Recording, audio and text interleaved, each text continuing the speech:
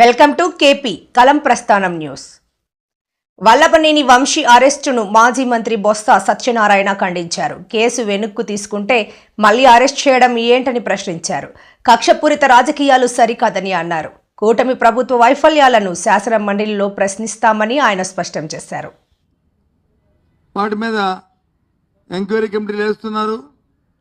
మళ్ళీ ఆ రిపోర్టులను వచ్చి అప్పుడున్న అధికారంలో ఉన్న ఆ అధికారులు వచ్చి వాళ్ళే తప్పుడు రిపోర్ట్ ఇచ్చేస్తున్నారని చెప్పి వాళ్ళే చెప్తున్నారు.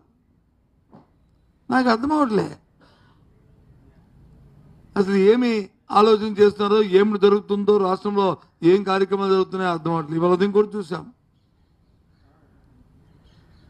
మళ్ళీ అవసరమైతే మళ్ళీ రిపోర్ట్లు తెప్పిస్తాం, మళ్ళీ చేస్తాం.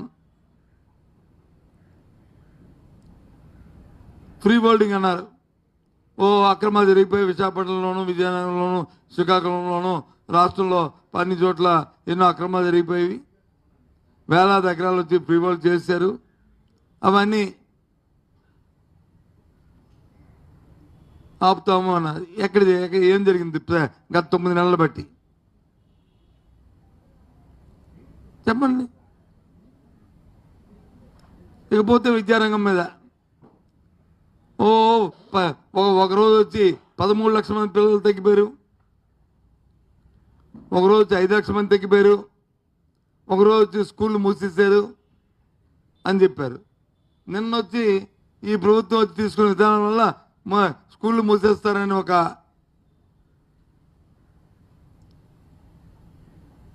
తల్లిదండ్రుల నుంచి అలాగే అధ్యాపకుల నుంచి రాగానే ఒక స్కూల్ కూడా మేమని తిరిగి వాళ్ళే స్టేట్మెంట్ ఇస్తున్నారు.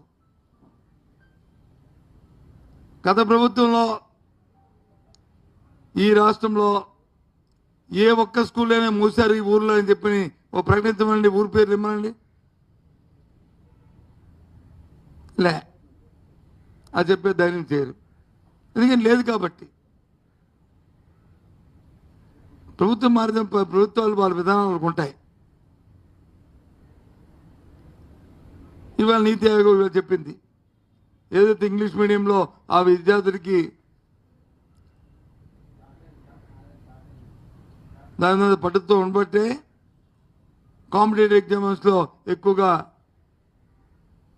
ఎవరైతే పట్టుంటుందో ఇంగ్లీష్ విద్య మీద, ఇంగ్లీషు భాష మీద వాళ్ళకే సెలెక్ట్ అవుతుందని నీతి ఆయోగ్ చెప్పింది. ఆ దురదృష్టితోనే దాన్ని ప్రోత్సహించాం. సరే, ఈ ప్రభుత్వం తన నిర్ణయాలు రాబోయే కాలంలో ఆ తల్లిదండ్రులు వాళ్ళు తెలుసుకుంటారు ఈ పరిస్థితిని. నేను ఇప్పుడు మీ ద్వారా నేను ప్రశ్నిస్తుంది ప్రభుత్వాన్ని ఏంటంటే, ఏదైనా మీరు ఒక నిర్ణయం తీసుకున్నప్పుడు ఆ నిర్ణయం అమలు జరుగుతుందా లేదా, ఆ నిర్ణయానికి ఏమైనా ఒక టైం బౌండ్ ఉందా లేదా, ఒక కార్యక్రమం ఉందా లేదా. మాకు ఎందుకంటే ప్రజల తరపున మేము మాట్లాడుతుంది, మీ పరిపాలనలో మీ విధానాలు ఎలాగుంటే మాకు సంబంధం లే.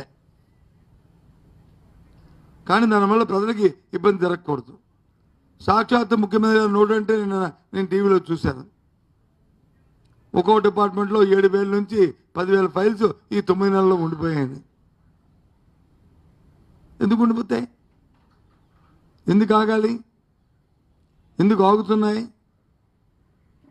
కారణాలు ఏంటి అంటే, అధికారులకి ప్రజాప్రతినిధులకి సమన్వయం లేకపోవడం వల్ల ఆ కార్యక్రమాలు జరుగుతున్నాయి. లేదా అధికార తాలూకు పేషల్లో కానీ, మంత్రుల పేషల్లో కానీ పటిష్టమైన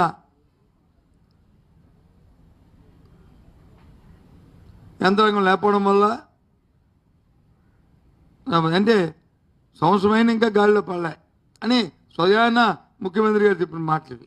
నేను చెప్తున్న మాటలు కాదు, నేనే విమర్శించట్లే. ప్రజాస్వామ్యంలో 5 సంవత్సరాలే టైము, మళ్ళీ 5 సంవత్సరాలు ప్రజలకి వెళ్తాం. ఆ తర్వాత మళ్ళీ ప్రజలు ఎన్నుకుంటే మళ్ళీ ప్రభుత్వాలు వస్తాయి. 1 సంవత్సరం అయిపోతుంది.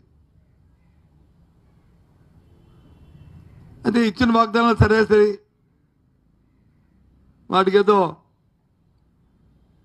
ఒక 1000 రూపాయలు పెంచారు. ఇప్పటికి ఒక గ్యాస్ సిలిండర్ ఇచ్చారు. మిగతా వచ్చి ఒక సంవత్సరం ఉష్కాకి అయిపోయింది.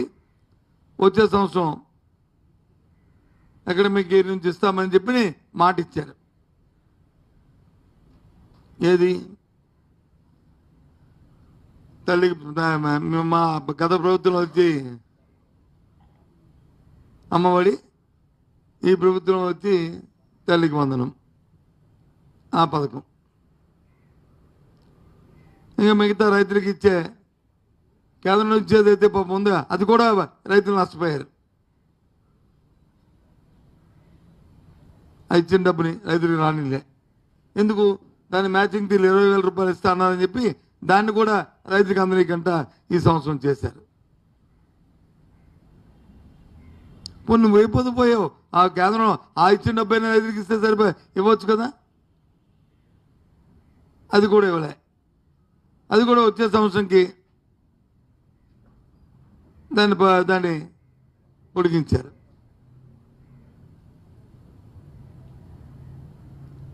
మరి ఏంటి ఇక? సరే 18 మైళ్ళకి కానీ లేకపోతే 50 మైళ్ళకి కానీ లేకపోతే విద్యార్థికి వచ్చి అయితే ఉద్యోగం లేకపోతే వృత్తి, నిరుద్యోగ వృత్తి